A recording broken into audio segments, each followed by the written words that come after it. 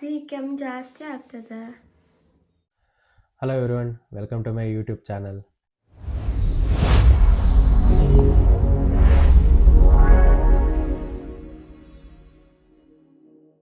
YouTube logo ನೋಡಿ ಒಂದು shock ಆಗಿರ್ತಾರ ಇಲ್ಲ ಕನ್ಫ್ಯೂಸ್ ಆಗಿರ್ತೀರ. MBBS ಆ್ಯಂಡ್ ಆಸ್ಟ್ರಾಲಜಿ ಹೆಂಗೆ ಅಂತ. ಎಸ್, ನಾನು MBBS doctor with 10 years of clinical experience.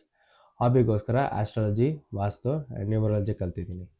ಇದು ಹೇಗೆ ಅಂತ ಮುಂದೆ ಬರೋ ಆಸ್ಟ್ರಾಲಜಿ ವೀಡಿಯೋಸಲ್ಲಿ ನಿಮಗೆ ಗೊತ್ತಾಗುತ್ತೆ. ಫಸ್ಟ್ ಟೈಮ್ ಯೂಟ್ಯೂಬ್ ಚಾನಲ್ ಡಿಫ್ರೆಂಟಾಗಿ ನಿಮ್ಮ ಮುಂದೆ ಇಡೋಣ ಅಂತಿದ್ದೀನಿ. ಸೊ ನಿಮ್ಮೆಲ್ಲರ ಸಪೋರ್ಟ್ ಬೇಕು. ಸೊ ಇವತ್ತು ನಮ್ಮ ಸಿಟಿಯಲ್ಲಿ ಟ್ರಾಫಿಕ್ ಬಿಟ್ಟು ಇನ್ನೊಂದು ದೊಡ್ಡ ಸಮಸ್ಯೆ ಬಗ್ಗೆ ಮಾತಾಡೋಣ. ಅದೇ ವೈರಲ್ ಕೋಲ್ಡ್. ವೈರಲ್ ಕೋಲ್ಡ್ ಅಂದರೆ viral infection of nose, throat and upper airway.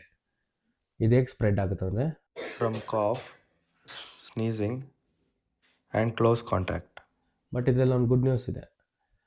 ಇದು ಸೆಲ್ಫ್ ಲಿಮಿಟಿಂಗ್. ಮೆಡಿಸಿನ್ ತೊಗೊಂಡಿಲ್ಲ ಅಂದ್ರೂ ತಾನಾಗಿ ಹೋಗುತ್ತೆ. ಬಟ್ ಸ್ವಲ್ಪ ಡಿಸ್ಕಂಫರ್ಟ್ ಇರುತ್ತೆ. ಮೆಡಿಸಿನ್ ತೊಗೊಂಡ್ರೆ ಸ್ವಲ್ಪ ಕಮ್ಮಿ ಆಗುತ್ತೆ. ನಾವು ಕಮ್ಮಿಂಗ್ ಟು ಸಿಮ್ಟಮ್ಸ್ ನೋಡೋಣ ಏನೇನಿರುತ್ತೆ ಅಂತ. Sneezing, sore throat, fever, fatigue or tiredness, and headache. In children's, usually viral fever safe, but ಈ ರೆಡ್ ಫ್ಲ್ಯಾಗ್ಸ್ ಏನಾದ್ರು ಇದ್ದರೆ ಇಮಿಡಿಯೇಟ್ ಹಾಸ್ಪಿಟಲ್ ಕರ್ಕೊಂಡೋಗಿ.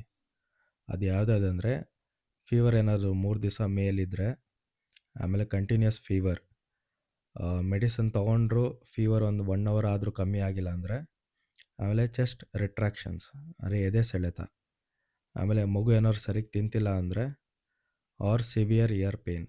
ಹೋಮ್ ರೆಮಿಡೀಸ್ಗೆ ಬಂದಾಗ steam inhalation, good hydration and gargle, rest, fever ಇದ್ದರೆ ಪ್ಯಾರಾಸಿಟಮಾಲ್, ಅಡಲ್ಟ್ಸ್ಲಿ ಡೋಲೋ ತೊಗೊಬೋದು.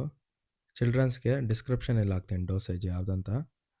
ಆಮೇಲೆ ಚೈಲ್ಡಲ್ಲಿ ಕೋಲ್ಡ್ ಇದ್ದರೆ ಸಲೈನೇಸಲ್ ಡ್ರಾಪ್ಸ್. ಇವು ಸಾಕು.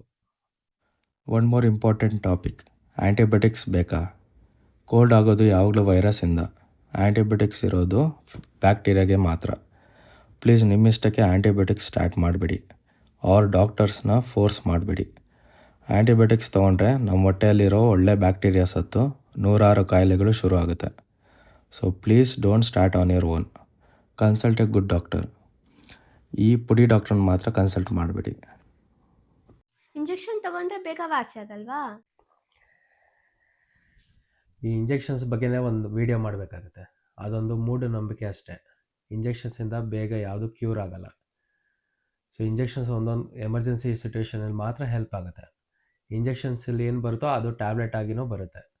ಟ್ಯಾಬ್ಲೆಟ್ ಆಗಿ ತೊಗೊಂಡ್ರೂ ಅದೊಂದು 10 minutes ಲೇಟ್ ಆಗ್ಬೋದು ಅಷ್ಟೇ. ಅರೆ ಎಫೆಕ್ಟ್ಸ್ ಎಲ್ಲ ಒಂದೇ. ಸುಮ್ಮನೆ ಯಾಕೆ ಚುಚ್ಕೊತೀರಾ? ಸೊ ವಿಡಿಯೋಯಲ್ಲಿ ತುಂಬ ಇನ್ಫಾರ್ಮೇಷನ್ ಇದೆ, ಯೂಸ್ಫುಲ್ ಆಯ್ತು ಅಂದ್ಕೊತೀನಿ. ಇಷ್ಟ ಆಗಿದ್ರೆ ಲೈಕ್ ಮಾಡಿ, ಸಬ್ಸ್ಕ್ರೈಬ್ ಮಾಡಿ. ಬೇರೆ ಏನಾದ್ರು ಮೆಡಿಕಲ್ ಕಂಡೀಷನ್ಸ್ ನಿಮ್ಗೆ ಯಾವ್ದಾದ್ರು ಅನಿಸಿದರೆ ಕಮೆಂಟ್ ಮಾಡಿ. ಮುಂದೆ ಆ ಟಾಪಿಕ್ ಬಗ್ಗೆ ಮಾಡ್ತೀನಿ video. Thank you everyone. Have a good day.